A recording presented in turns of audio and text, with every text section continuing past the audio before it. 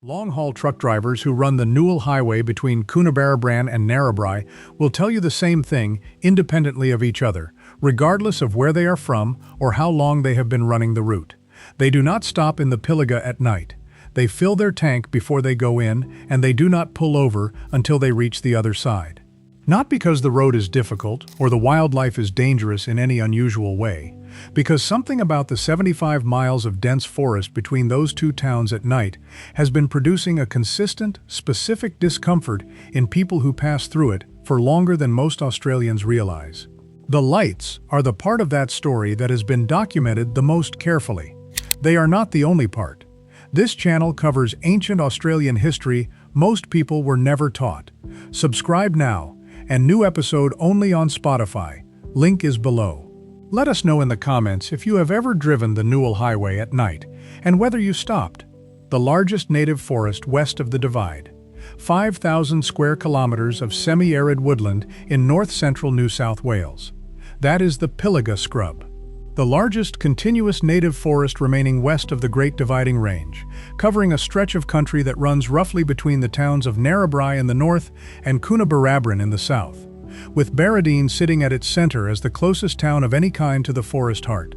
It is a dense, dry woodland of cypress pine and ironbark eucalyptus, with an understory so thick in places that visibility from the road drops to a few meters in every direction. The forest floor is orange-red dirt. In most sections, there is no mobile phone reception. The tracks that wind through it number more than 2,000 kilometers, and most of them have no exits except the way you came in. If you have a flat tire or run out of fuel on one of those tracks after dark, you are waiting until morning and hoping someone uses the same track before long, which many of them receive rarely enough that this is not a safe assumption. The geology underneath all of it is Pilliga sandstone, formed from sediment laid down in a series of lakes during the Jurassic period roughly 150 to 200 million years ago, making the rock itself older than most geological formations most Australians think of as ancient. That sandstone has been exposed at the surface in certain sections into formations weathered over thousands of years into shapes and chambers that hold Aboriginal rock art and carvings documented across the area. The salt caves are part of the same formation carved by water movement through porous sandstone over an immense period of time. Some large enough to walk into and sit inside. The scale of this place is what most outsiders underestimate. The Pilliga is not a patch of bush you drive past in 10 minutes. It is a forest the size of several European countries combined with 2,000 kilometers of accessible tracks and 13 separate management reserves.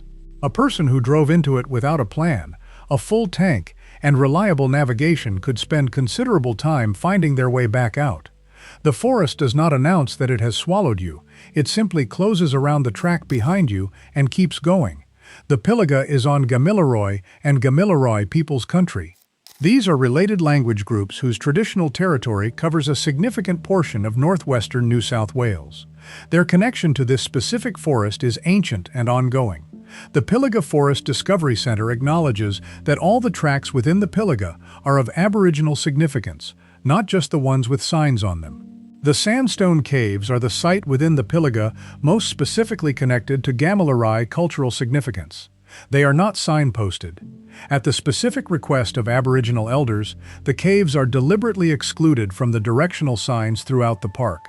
Visitors who want to reach them are told how to get there by the Discovery Centre, but not directed there independently. The reason is the cultural sensitivity of what the caves contain and represent, and the preference that access involves prior knowledge and intention rather than accidental tourist traffic.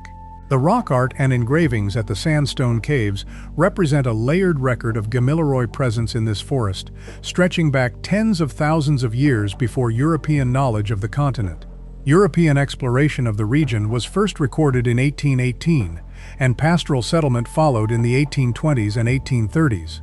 The accounts left by those early pastoralists noted something important. Aboriginal land management practices had created an open woodland environment across the Pilliga, deliberately shaped and maintained through regular burning rather than left to grow unchecked. The dense, difficult forest that drivers now navigate at night is partly a consequence of the disruption of that ancient management system. When the Gamilaroi were removed from this country, the land management that had kept the woodland open went with them. The cypress pine moved in. The forest closed over. The place that exists today is not the place that existed before European settlement. It is a changed landscape, produced by the removal of the people who had managed it for thousands of years. What started being reported by the time the Pilliga had been in European hands for a generation, a reputation for strangeness, was already establishing itself. Accounts from the pastoral era described livestock disappearing into the scrub without straightforward explanation. People working alone in the forest for extended periods returned with accounts of experiences they were reluctant to describe fully. The forestry industry that dominated the region for most of the 20th century employed men who spent weeks at a time inside the Pilliga. The informal culture of that industry carried a consistent understanding of the forest as a place requiring a specific kind of attentiveness after dark, something closer to professional caution, built from repeated experience than superstition built from stories. Author Eric Rolls documented the history of the Pilliga in his book A Million Wild Acres, the most comprehensive account of the region's European history and transformation. The consistent thread through the accounts he recorded is not comfort. The forest has never been described by the people who know it best as a place where nothing unusual happens. The Newell Highway carries a specific reputation among long-distance freight drivers who run it regularly.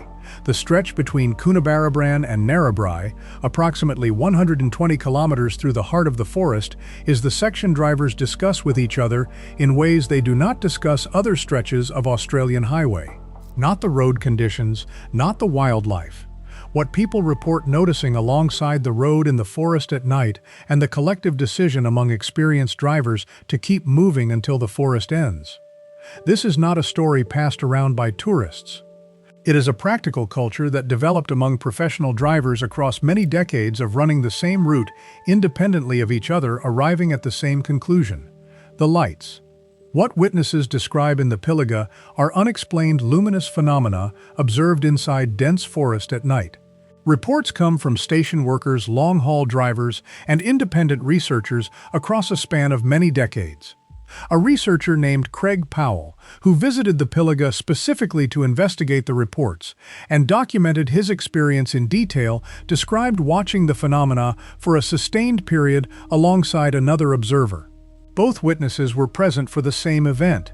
Both were unable to account for what they saw using any familiar explanation. Powell described it as one of the most remarkable things he had witnessed in years of field investigation. What gives those accounts credibility is not just the descriptions themselves, but the consistency across people who had no prior connection to each other, no shared incentive to report something unusual, and no awareness of what others had described before them. The reports describe phenomena occurring inside the forest itself, not at the forest edge or on the open horizon.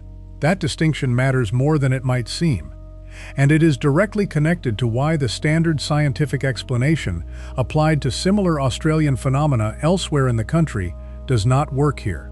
Why the forest rules out the standard explanation. The leading scientific explanation for similar unexplained light phenomena in outback Australia is Professor Jack Pettigrew's 2003 Fata Morgana mirage theory, published following his own investigation and personal observation of the Min Min lights in Queensland.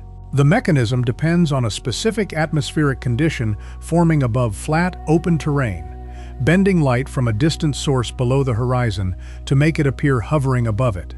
The mechanism requires open flat terrain and clear unobstructed sightlines across a gently rolling landscape with no significant vertical obstacles between the observer and the distant light source. The Pilbara provides none of those conditions. It is dense woodland with a canopy that blocks horizontal sightlines entirely. The understory reduces visibility to a few meters in most sections.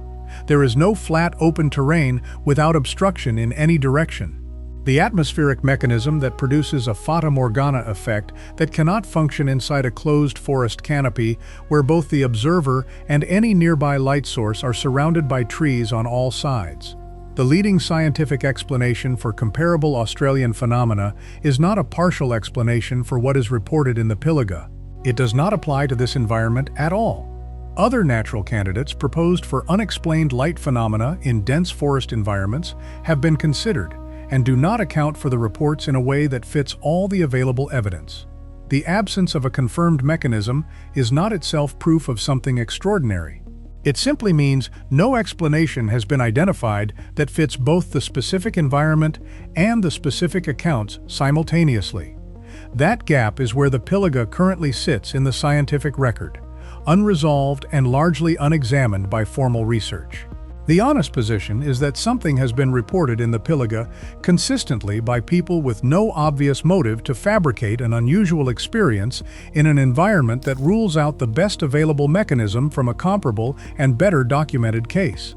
The Gamilaroi people who have held this country for thousands of years and whose elders chose not to publicly signpost the most significant site in the forest have not commented publicly on what is seen in the forest at night. That silence is meaningful. The Gamilaroi manage this forest using detailed knowledge built from multi-generational observation of a specific environment. Whatever is occurring here has existed in Gamilaroi country for far longer than any European driver has been running the Newell Highway. The forest itself reinforces the strangeness independently of any reported phenomena.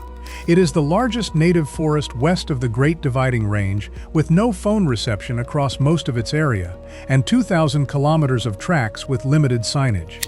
A landscape so dense that walking 30 meters off a known track can leave you genuinely uncertain which direction leads back to it. The disorientation that visitors describe even in daylight on marked trails is something the people who work inside the forest year-round treat as a basic property of the environment. The truck drivers who avoid stopping in the Pilliga at night are making a practical, professional decision based on collective experience accumulated across many decades. That consistency across many different people, with no shared incentive, is worth taking seriously before any explanation is reached for. The reports have not stopped. The explanation has not arrived. That is where the record sits in 5,000 square kilometers of dense scrub in the middle of New South Wales. Mostly passed between the people who drive the Newell Highway at night and the researchers who occasionally go in looking for something they cannot quite name. Subscribe for more Australian history that the tourist sign at the edge of the forest does not have room to tell you. And let us know in the comments if you have ever experienced anything in the Pilliga you could not explain.